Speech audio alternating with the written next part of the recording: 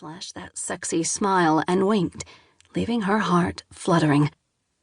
4 months ago, he'd moved into the funeral home with her. The 150-year-old three-story house didn't feel nearly so lonely now. She and Billy had been friends most of their lives, and, in truth, she had been attracted to him since she was 13 or 14. But she'd never expected a romantic relationship to evolve. Billy Brannigan was a hometown hero, the chief of police, and probably the most eligible bachelor in all of Franklin County.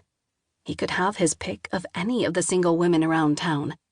Rowan hadn't expected to be his choice.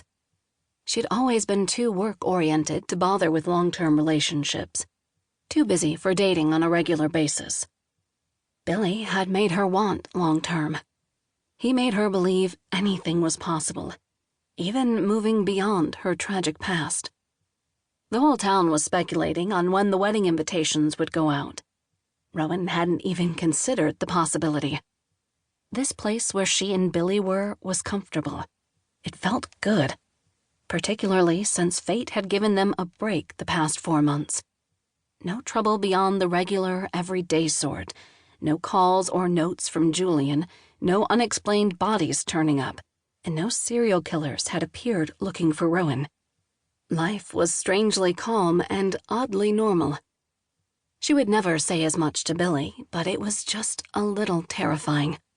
The worry that any day, any moment, the next bad thing would happen stalked her every waking moment.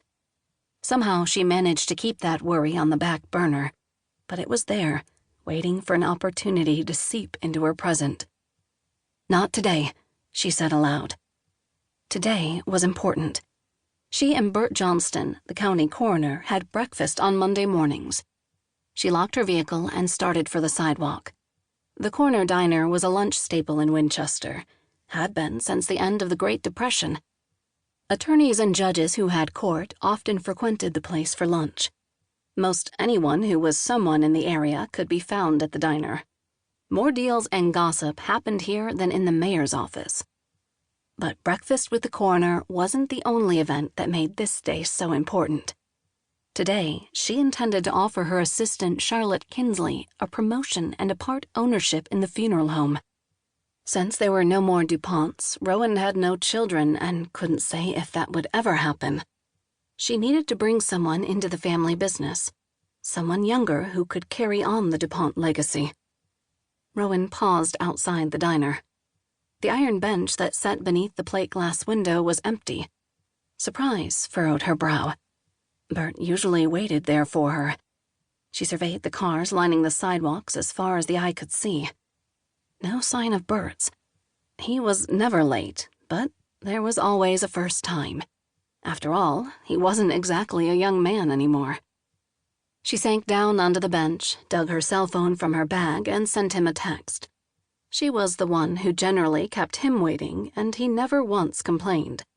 She certainly wasn't going to do so. His car was a little on the vintage side as well. Maybe he had car trouble this morning. Worry gnawed at her. A dead battery or a flat tire? Surely he would have called her. "Mornin', Rowan." She glanced up, smiling automatically. Lance Kirby, one of the attorneys who was not fortunate enough to have an office on the square.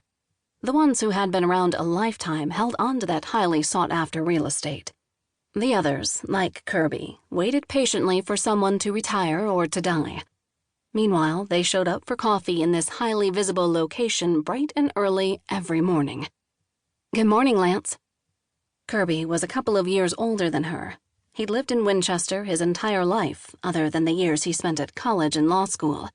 He was divorced and had 3 kids. He'd asked Rowan out to dinner on several occasions. She hoped he didn't ask again this morning. Coming up with an excuse to turn him down was becoming tedious. Surely he was aware that she and Billy were a couple now. The idea startled her a little. This was the first time in her life that she was half of a couple in the truest sense of the word. "If you're waiting for Bert, he's parked around back.